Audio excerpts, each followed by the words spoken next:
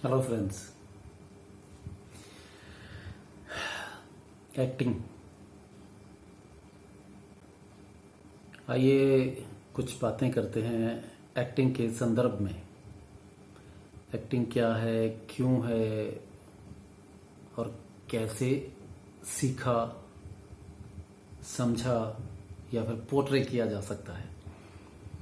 तो मैं अपने बारे में आपको इंट्रोड्यूस कराऊं। पहले मेरा नाम रंजीत पन्नू है, पंजाब से हूँ और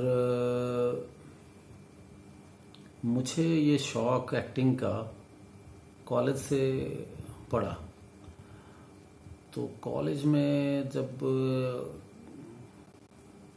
स्टूडेंट्स कुछ ना कुछ जोकरगिरी करते थे, तरह तरह की आड़े टेढ़े आवाज़ें निकालते थे, तो हम सभी चीज़ें वॉच करते थे, स्टडी भी। तो वो मुझे लगा कि ये काम तो मुझे करना है और ये मैं तो इसी काम के लिए बना हूँ। फाइनली मैंने सोच लिया। तो उसके बाद करते गया पंजाबी थिएटर, पंजाब से हूँ, तो उसके बाद हिंदी थिएटर किया, उर्दू बहुत किया और उसके बाद जब इस करियर के बारे में सोचा एक्टिंग के, तो महसूस हुआ कि एक एक्टर को सभी कुछ, एक एक्टर में सभी कुछ होना चाहिए। सभी कुछ मतलब वो किसान भी लगे, वो बिजनेसमैन भी लगना चाहिए, उसको अनपढ़ भी लगना चाहिए, उसको पढ़ा लिखा भी लगना चाहिए, वो घोड़ा भी चलाए, वो हाथी भी चलाए, वो बाइक भी चलाए, वो साइकिल भी चलाए, वो प्लेन भी उड़ाए, उसको ज्ञान रहना चाहिए और वो स्विमिंग भी कर सके, नहाने धोने के सीन। तो मुझे लगा कि और डांस, फाइट, वो सब कुछ एक एक्टर को आना चाहिए। अच्छी बॉडी भी होनी चाहिए, तंदुरुस्त होना चाहिए, मतलब फिट भी, पतला भी होना ही चाहिए। अगर मोटा हो गया तो मोटापे का फ़ायदा उठाने का होना चाहिए और सबसे ऊपर फ्लेक्सिबिलिटी होनी चाहिए, लचक होनी चाहिए, क्योंकि बहुत ज़्यादा अकड़े हुए तो मुर्दा हुआ करते हैं। तो ये शौक, ये सारी चीज़ें मैं सीखते करते, डांस वांस सब करते कराते जब लगा कि काफ़ी है, तो मैं मुंबई चला गया। झोंपड़पट्टी में, जुहू में रूम लेके रहने लगा और स्ट्रगल शुरू की। तो 3 महीने वहाँ रहने के बाद मुझे उन दिनों 93-4 में बॉर्डर फिल्म थी, तो लकीली मुझे कास्ट किया गया जैकी श्रॉफ के साथ, जो पायलट है। तो आज 25-30 साल पहले की बात है, तो बहुत स्लिम था मैं और वहाँ जाकर के बाल इतने काट दिए मिलिट्री वालों के। जबी दत्ता साहब डायरेक्टर हैं उनके, उस फिल्म के, बॉर्डर के। तो जोधपुर में आके सारी शूटिंग हुई। तो आज तो पहचान भी नहीं पाएंगे आपके बॉर्डर में जैकी श्रॉफ के साथ कौन हूँ मैं। 2-4 डायलॉग थे, अभी 2 डायलॉग हैं, 2 थोड़ा शार्प एडिटिंग में आ जाते हैं। तो उसके बाद जय हनुमान सीरियल, उन दिनों केबल वगैरह भी नहीं था, इंटरनेट तो दूर की बात है, मतलब मोबाइल नहीं था, और सिर्फ सुपरस्टार लोगों के पास मोबाइल था, जब 18 रुपए का कॉल सुनने में पड़ता था तब। तो ये मेरा करियर रहा। उसके बाद छोटे छोटे रोल, मतलब बहुत जगह कर रहा हूँ, अभी तक चले जा रहा है और थिएटर लगातार किए जा रहा हूँ, क्योंकि काटने को मिले ना मिले, हथियार तीखा तो होना ही चाहिए, वेपन शुड बी शार्पन। तो हम बात करते हैं एक्टिंग की, इसको समझा कैसे जाए। तो आप यूं समझिए कि दुनिया बनी, उसके बाद भाषा तो कभी जाके बनी। ये बाल काटने की, ये लोहा, सीजर, चाकू, कैंचियाँ तो बाद में आए, लेकिन पहले तो हम बिना कपड़ों के, मतलब जो सबसे अच्छा लिबास रहता है, खुदा ने जो पहना के चले हैं हम, तो वैसे ही थे हम। तो कैसे हम अपने आप को एक्सप्रेस करते थे तब, वो जब हम शुरू किया वो था एक्टिंग। जब हमें प्यास लगी तो हमने कैसे किया होगा, वो थी एक्टिंग, ताकि दूसरे को पता चले कि ये प्यासा है। कोई भाषा तो थी ही नहीं तब से। मतलब जब जब आप खुद ही सोचिए, जब आप पैदा हुए थे तो आपको कौन सी एक्टिंग आती थी और कौन सी भाषा आती थी? तो भूख तो आपको लगती थी, प्यार आपको आता था, है ना, हंसने को कूदने को दिल करता था आपका। तो वो कैसे करते थे? वो थी एक्टिंग, जो हम जन्मों से, शुरू से, पहली सांस से, दुनिया की पहली धड़कन से हम जो कर रहे हैं वो एक्टिंग है शुरू से। एक बहुत बड़े आदमी ने ये तक कहा है कि ये दुनिया एक स्टेज है और हम सब एक्टर हैं, कठपुतलियां हैं, और नाच रहे हैं, रो रहे हैं। और आजकल तो आप देख ही रहे हैं कि नेता लोगों को गालियां दे रहे हैं। तो यूं समझ लीजिए कि जो बंदा है, जो जी रहा है, वो एक्टिंग कर ही रहा है। अपने आप को छुपाने की एक्टिंग में फुल टाइम लगे रहते हैं, अपने ऐब छुपाने में एक्टिंग में लगे रहते हैं। तो एक तो बेसिक फंडा ये है एक्टिंग सीखने का भी, उसको इम्प्रूव करने का भी, कि हम हर चीज को ऑब्जर्व करें, समझें, देखें कि साइकिल वाला साइकिल कैसे चला रहा है, अनपढ़ कैसे चला रहा है, निक्कर पहन के कैसे चलता है साइकिल, तंबा लुंगी पहन के कैसे चला रहा है साइकिल, सर पे वजन उठा के कैसे चला रहा है, हवा आगे से आ रही है तो कैसे चला रहा है, हवा धकेल रही है तो कैसे चला रहा है, मस्ती में कैसे लहरा रहा है। एक साइकिल की बात है, घोड़े पे भी या मोहब्बत में कोई इजहार कैसे कर रहा है। मैं तो ये कहता हूं कि इतना ऑब्जर्व कीजिए कि चिड़ी को ऑब्जर्व कीजिए, चींटी को भी ऑब्जर्व कीजिए, हाथी को भी ऑब्जर्व कीजिए, शेर को भी ऑब्जर्व कीजिए कि वो कैसा है, पापा को ऑब्जर्व कीजिए, घर पे है सब कुछ। जब हम टीवी को बहुत ध्यान से देखते हैं, खो जाते हैं, डर जाते हैं, कैसे हमारे साथ ये हो रहा है, कैसा घटता है। अगर खुद को नहीं देख सकते तो मम्मी डैडी और दूसरों को देखिए। साइंस टीचर आता है तो कैसे लगते हैं लोग, स्टूडेंट्स। तो हर चीज को ऑब्जर्व कीजिए, फूलों को, खुशबू को ऑब्जर्व कीजिए, ताकि जब आपको वो कैरेक्टर करना पड़े या उसके अपोजिट कुछ करना पड़े तो आपको पता रहे कि ये चीज है ना। और आजकल क्योंकि स्क्रिप्ट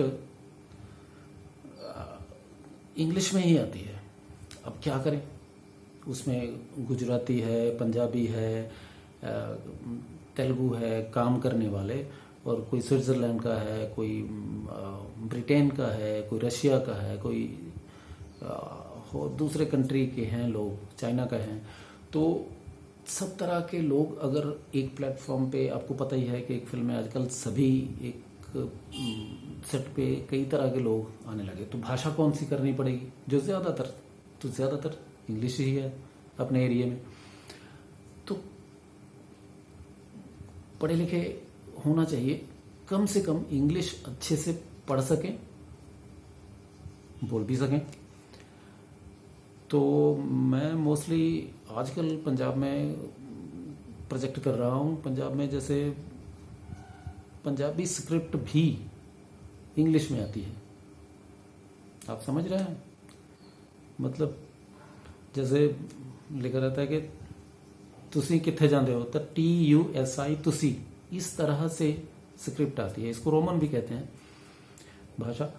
तो एक तो इंग्लिश पे अच्छी पकड़, अंडरस्टैंडिंग होनी चाहिए। और वैसे भी आप पढ़े लिखे मीन ग्रेजुएशन तक तो होना ही चाहिए। पढ़ाई सिर्फ नौकरी या कुछ अर्न कर लेने के लिए नहीं, ज्ञान के लिए भी है। ज्यों ज्यों हम पढ़ते जाते हैं तो दिमाग की परतें भी खुलती चली जाती हैं, ज़्यादातर ऐसा होता है। बाकी वो गॉड गिफ्टेड है, जिसके साथ जो जैसा रहता है वो होने पे ही है, वो हो ही जाता है। कई अनपढ़ भी बहुत लीड कर गए, कई पढ़े लिखे भी वाट लग गई। तो इस तरह ये सारी एक्टिंग की बातें हैं। एक तो आपने चीज़ों को ऑब्जर्व किया, और उसके बाद जो मेजर फंडा पूरी दुनिया में चलता है उसमें मेजर 9 रस हैं।